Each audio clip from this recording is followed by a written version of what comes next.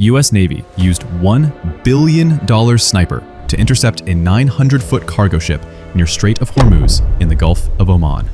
A single 5-inch projectile fired from the USS Spruance kilometers away punched through Iranian cargo ship the Touska's skin and detonated with surgical precision. It is the maritime equivalent of a sniper intercepting a target through a keyhole while traveling at 60 miles per hour. Neutralizing a target this size without sinking it is a masterclass in weaponeering. To get this right, the US Navy utilized the most expensive sniper rifle on the planet, a $1 billion Arleigh Burke class destroyer. Today, we're deconstructing the architecture of the USS Spruance, from the Aegis software logic to the metallurgy of its .62 caliber barrel, to see how a destroyer acts as a precision sniper at sea. To understand how the USS Spruance DDG-111 pulled off this miracle shot, we have to look at the chassis. The Spruance isn't just a ship, it's a 9,000-ton stabilized firing platform. This is an Arleigh Burke class Flight IIA destroyer, and it's engineered specifically to handle the brutal physics of the open ocean while maintaining the steady stance required for long-range gunnery. Deep in the hull, the heart of the ship is powered by 4 General Electric LM2500 gas turbines. These aren't your standard marine diesels. They are direct descendants of the CF6 jet engines you'd find on a Boeing 747. We're talking about 105,000 shaft horsepower. This jet-in-a-box configuration allows the Spruance to accelerate to 30+ knots almost instantly, but for a sniper shot, speed is secondary to stability. The real secret sauce is the controllable-pitch propellers. Unlike traditional ships that change speed by revving the engine up or down, the Spruance keeps its shafts spinning at a constant, optimal RPM. To change velocity or direction, the ship simply rotates the angle of the propeller blades themselves. This gives the helmsman and the ship's automation systems a level of microcontrol that is unheard of in civilian shipping. When the gun mount is prepping to fire, the CPP system can counteract the pitch and roll of the waves, effectively planting the ship in the water so the gun doesn't have to fight the ship's own momentum. Once you have a stable platform, you need a nervous system that can think faster than the ocean moves. In older destroyers, data was sent over miles of heavy, shielded copper wiring. It was slow, heavy, and prone to noise. The Spruance upgraded that to the Boeing Gigabit Ethernet Data Multiplex System, GEDMS. This is an IP-based fiber-optic backbone. In naval gunnery, the enemy isn't just the target, it's system latency. If the radar sees the Touska dip into a wave trough, but that data takes a fraction of a second too long to reach the gun's aiming motors, the shell is going to miss. GEDMS ensures that the detect to engage sequence happens in real time. We're talking about missensors detect a 0.5 degree roll in the ship's hull.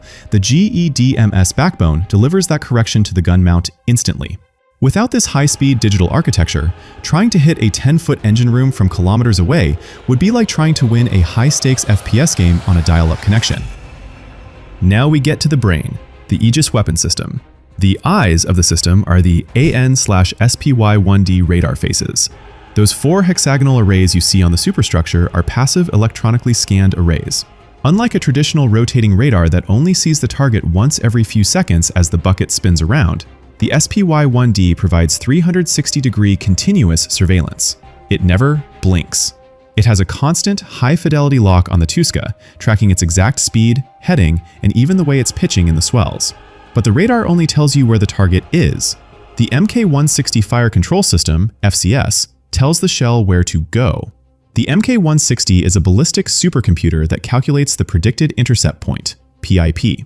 It's not aiming at where the engine room is now. It's aiming at where that engine room will be when the shell arrives 15 to 20 seconds later. The MK-160 factors in variables that would blow a civilian's mind. Barometric pressure, because the density of the air changes the shell's drag. The Coriolis effect, the actual rotation of the Earth while the shell is in flight. Barrel wear, this is the pro-level detail. Every time the gun fires, the intense heat and 65,000 pounds per square inch of pressure shave a microscopic layer of metal off the inside of the barrel. This changes the muzzle velocity. The MK-160 tracks exactly how many rounds have been through that specific barrel and adjusts the firing solution to compensate for the loss of kick.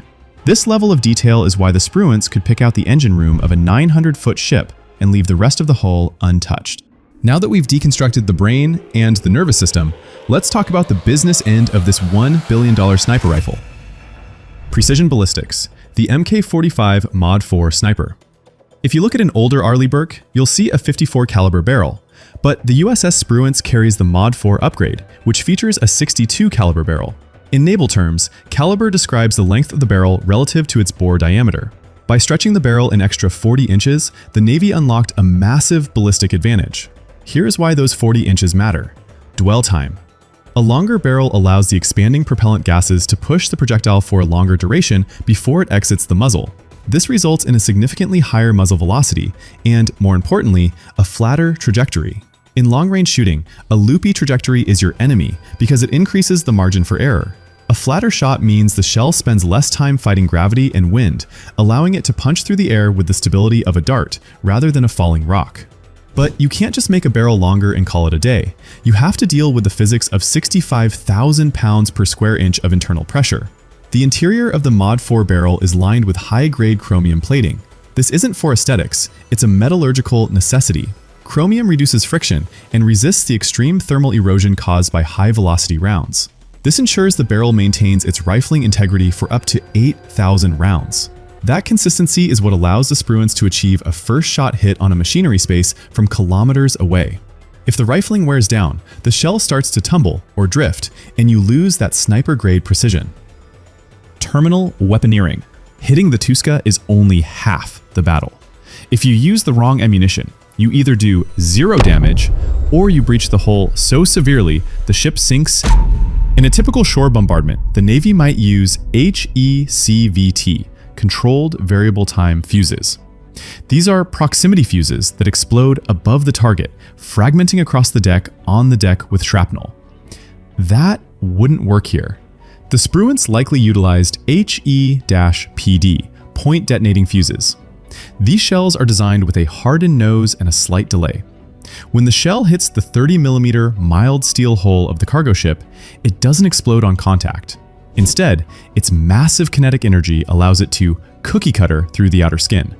The resulting explosion creates an overpressure wave and high-velocity fragments that shred the fuel pumps, cooling lines, and electrical switchboards. The ship is rendered immobile. The hull remains structurally sound, but the Touska is now nothing more than a 900-foot floating paperweight. We just deconstructed a $1 billion shot, but it leads to a much bigger question. In an era where a ship can snipe an engine room from miles away, do you believe stealth even exists anymore? Or is every ship on the ocean now just a sitting duck for the right software? Whether you're a veteran or a tech fan, I want to hear your take on whether technology has made naval warfare too easy or just more terrifying. Drop your thoughts below.